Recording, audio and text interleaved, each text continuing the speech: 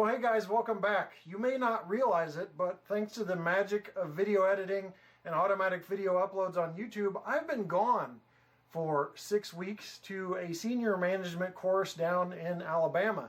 So I had videos pre-recorded and pre-scheduled to go online, and I had to record quite a few, so I apologize if there was a lower quality of content there.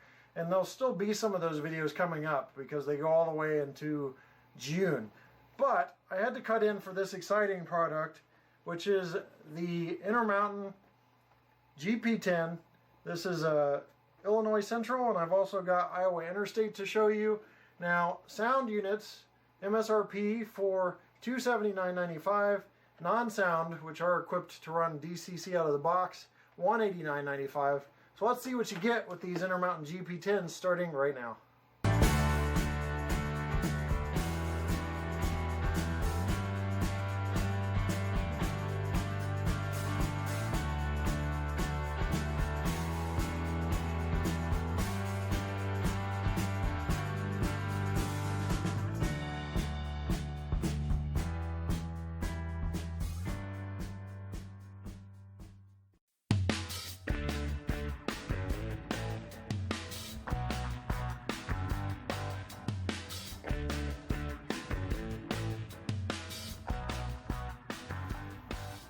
In the box you get a baggie of sunshades for the cab windows and coupler stands.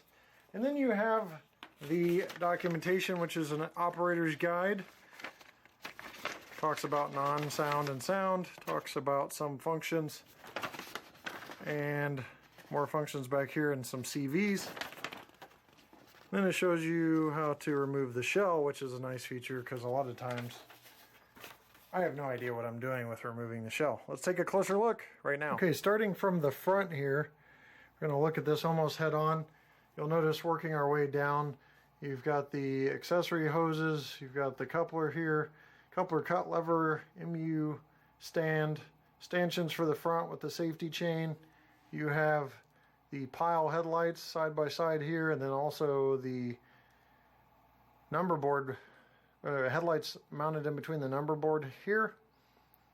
Just to this side you'll see a toolbox that's extending the stairs here for the front, and a grab iron that's separately applied right there on the end of the toolboxes.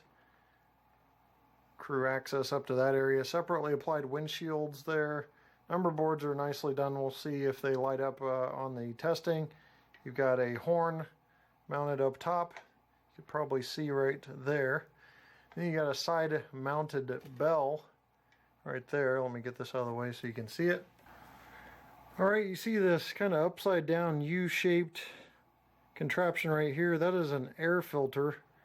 So when that differs on some of the different models, like I'll show you the Iowa Interstate, they're road number specific detail. So you've got that, then you've got the exhaust stacks right behind that.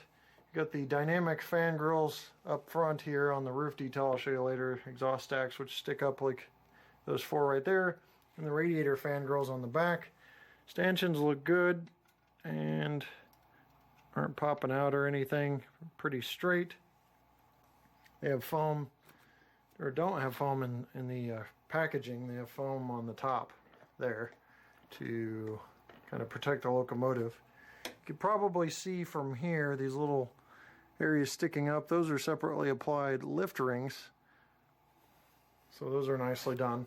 And you got your rear headlight, rear number boards, more of the same with the coupler cut lever, coupler MU hoses, and gives you kind of a straight down the back look so you can see how the handrails are pretty straight.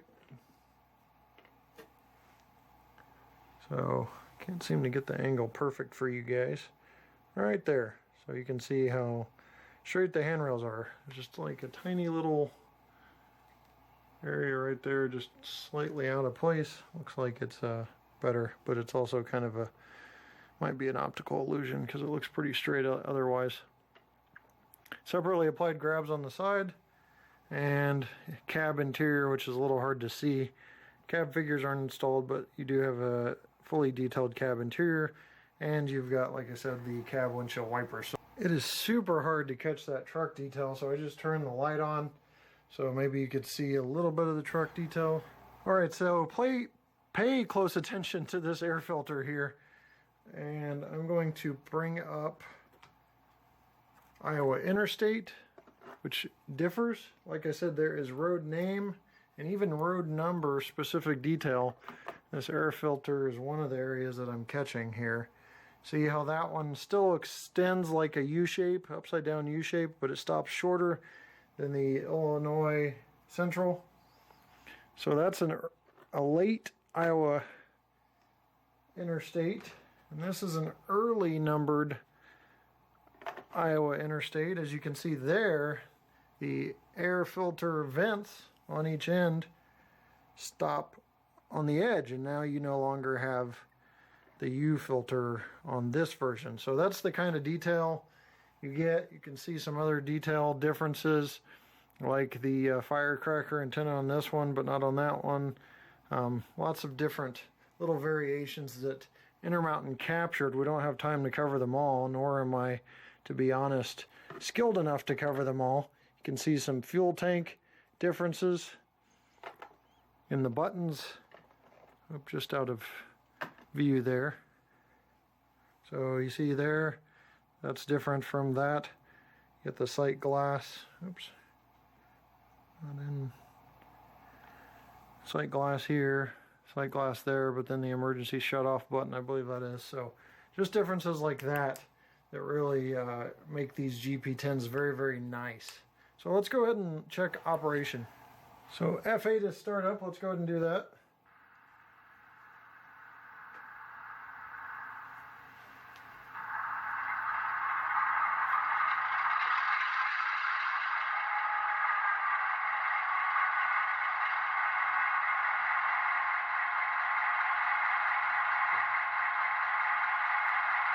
Run through the functions here. Headlights already on. Nice LED from Intermountain. Golden white, not blue or any unnatural color there. One is bell.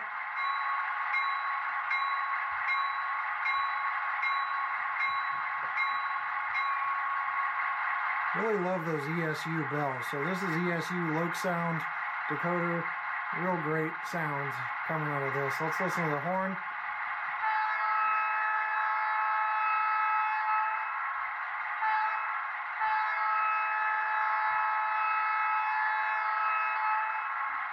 So a little playable with F2. You can short horn with just F2 real quick, or you can play a long horn. There's no separate function for F2, for horn, I should say, for the short horn. F3 is the gyro lights. I think I accidentally called that a headlight earlier, but those are gyro lights mounted in between the number boards there. F4 marker lights. Those function properly as well. You can see those turn on and off.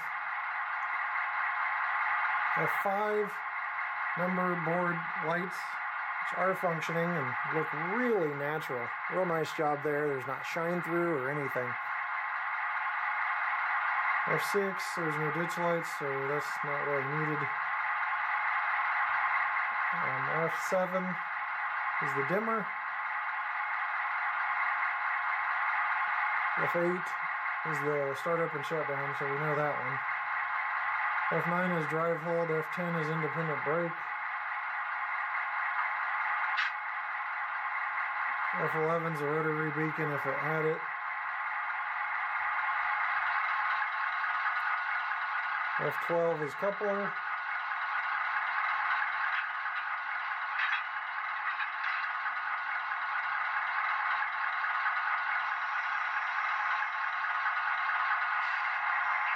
I removed it just a little bit there.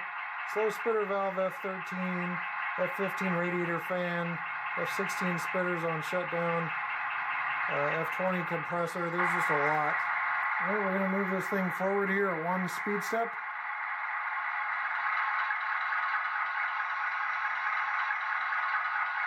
Pretty smooth in between the Intermountain motor and the great control from ESU.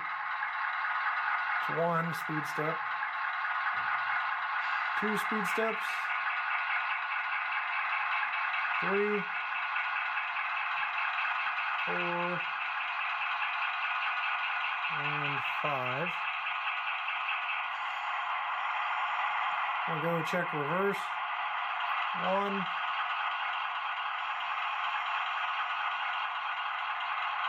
2, 3, 4, and 5. Good there. Alright. So pretty smooth operation. Let's continue with the tests. Alright, got the pull test going at 2.1. You can probably see there if I tilt it a little bit, even though it's messing with it. That is 2.1 ounces of pull. Alright, let's do coupler height. Now, somebody got a little upset with me because I had said, and that's kind of hard to see, so let me fold some paper back here. I had said that was dead on, or things are dead on and they didn't find it dead on. So you can see for yourself, it looks dead on to me, but I am taking a different angle than the camera. So the camera is dead even for track. So you can make your own determination. Obviously your eyeballs will supersede anything I say. So if I'm off on something, you know, by all means, take it as your own advice, but to me that looks dead on front and back with the Katie coupler height gauge, which happens to be the same as the NMRA. Speaking of NMRA gauges, here's the wheels. These are all in gauge, so we're good there. You can see for yourself again. And I'll check the other two off camera. If there's any inconsistencies, I will let you know. Alright, we're going to weigh the sound unit. It is 14.8 ounces, 420 grams, 0.420 kilograms, or 0.93 pounds. Non-sound unit. It's a little bit lighter there, 14.5 ounces. 410 grams, 0.410 kilograms, and 0.91 pounds. So there you have it in weight. Well, that's going to do it for the highly anticipated Intermountain GP10s. They're here and they're pretty awesome. All the tests I did on them, they stood up to. Everything worked. A little light on the pull test, but they're not a long engine. So you're looking at about probably 30 to 40 cars, I would say, that a single engine can pull. Other than that, sounds great with ESU, smooth motor control, very good, nice lighting, and I hope you enjoyed the review, and if you have any comments, let me know. But other than that, I'm going to leave you with a run-by of a couple different versions of these GP10s, so I hope you enjoy that, and we'll see you next time right here on my channel. Take care.